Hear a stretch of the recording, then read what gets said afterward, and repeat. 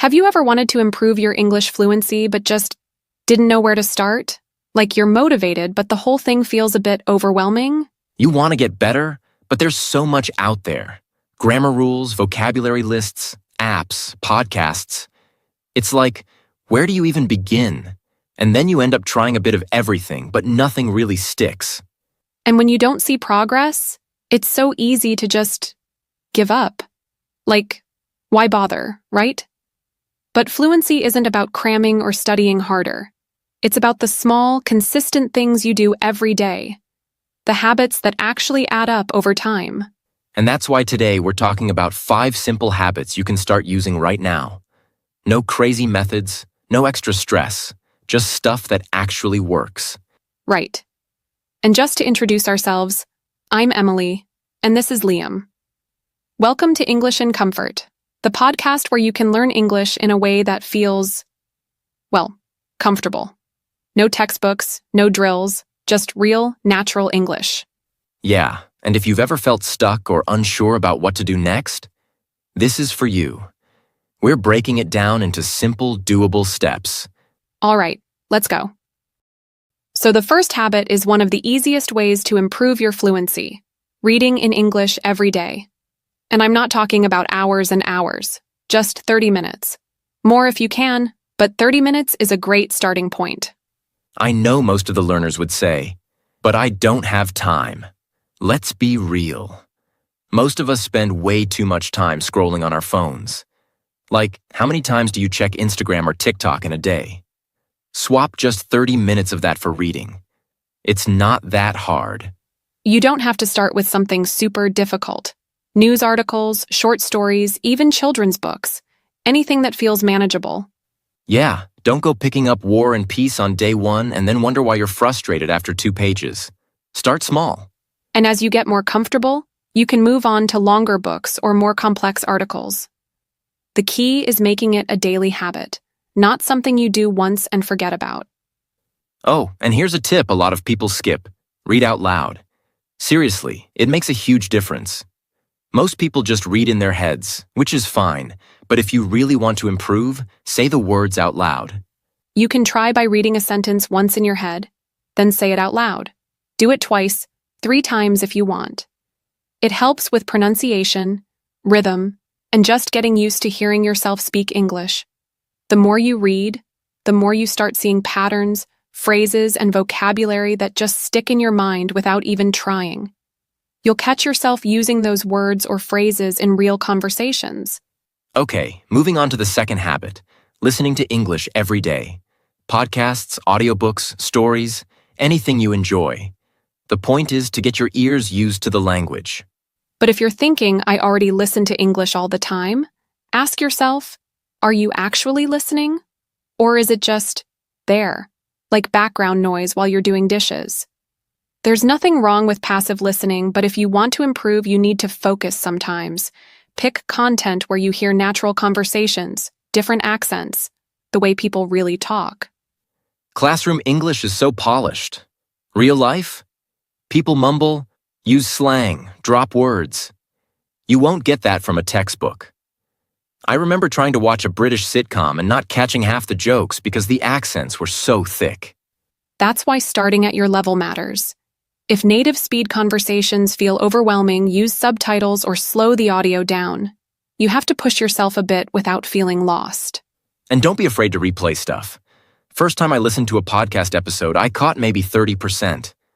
But after the 3rd listen, suddenly phrases started clicking. It's like your brain needs time to warm up. Remember, what matters most is doing it daily. Even 15 minutes adds up over weeks. It's not about cramming. It's about building that routine. All right, let's talk about the 3rd habit, speaking every day.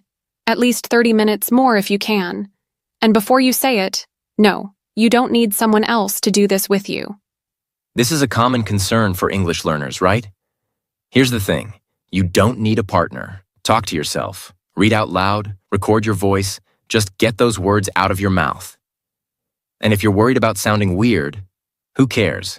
You're not giving a TED Talk. You're training your speech muscles. No one is watching you. But if you do have someone to practice with, That's even better.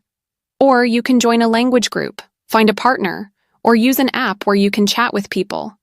But if that feels too intimidating, start smaller. Like even reading your text messages out loud instead of just typing them helps. Or describe what you're doing while you're cooking or cleaning. The more you say things, the less awkward it feels. Okay, so the fourth habit is all about immersion, turning everything around you into English. TV shows, movies, news, make it part of your daily life. The more you're exposed to it, the more natural it starts to feel. Even social media. If you're scrolling through videos, switch them to English. Change your phone settings. Follow English-speaking creators. Make your whole environment work for you. It's like tricking your brain to learn and think in English without even trying. Also, if you're using subtitles, keep them in English. That way, you're hearing and reading the language at the same time. It's a double boost for your brain. But if a show feels too hard, don't give up. Start with something easier, like documentaries or slower-paced dramas. People tend to speak more clearly in those. Then, once you're comfortable, move on to faster shows or movies with more slang. The idea is to get used to hearing English the way it's actually spoken every day, like a real habit. All right, last habit, writing in English every day. And no, I'm not talking about writing essays or anything formal. Just keep a journal. Write about your day, what went well, what didn't, and what you want to improve. It's simple, but it works. Just get your thoughts down. Even a few sentences count. And here's the cool part. When you look back, you'll actually see your progress. You'll notice mistakes you don't make anymore, words you've learned, and how your thoughts in English have changed over time. Also, if you don't know how to say something, look it up. That's how you learn naturally. You're not just memorizing words, you're using them in real context. It sticks better that way. You can also use your journal to write down new words or phrases you come across. Maybe something from a movie, a podcast, or even a conversation. It's a great way to build your vocabulary without feeling like you're studying. So now you've got the 5 habits. But here's the real question. How do you actually make them part of your daily life? Because, let's be honest, if you don't make time for them, they're just ideas, not habits. Yeah, and that's where most people get stuck. They have good intentions, but life gets busy, and suddenly it's been a week and they haven't done any of it.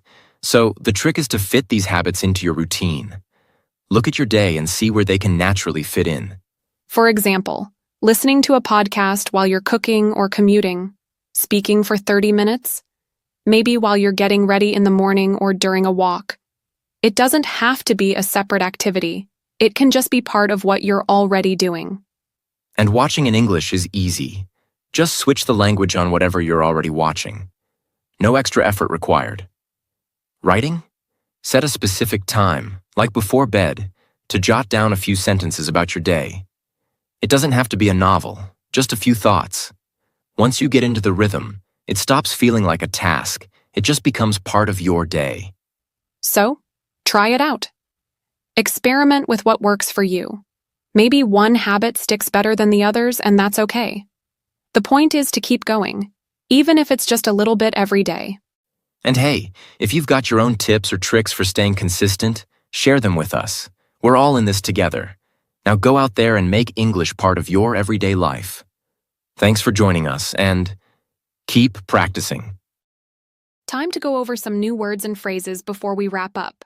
Bother, meaning to take the time or effort to do something or to annoy someone. Example, he didn't bother to check his pronunciation, so his sentence sounded unclear. Cramming, meaning studying a lot in a short time, usually right before a test or deadline. Example, cramming too much vocabulary at once can be overwhelming and hard to remember. Drills, meaning repetitive exercises to practice a skill.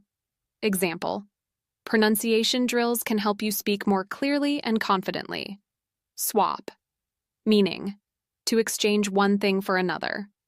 Example, let's swap roles. I'll ask the questions and you answer.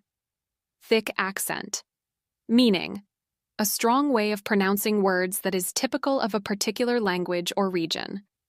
Example, At first, his thick accent made it hard to understand him, but now it's much clearer. Immersion, meaning being completely surrounded by a language or culture to learn it naturally. Example: moving to an English-speaking country is a great way to experience language immersion. Slower paced, meaning moving or happening at a slower speed. Example: some learners prefer slower-paced conversations to help them understand better. Keep practicing, and these words will start to feel natural in your speech. Thanks for listening.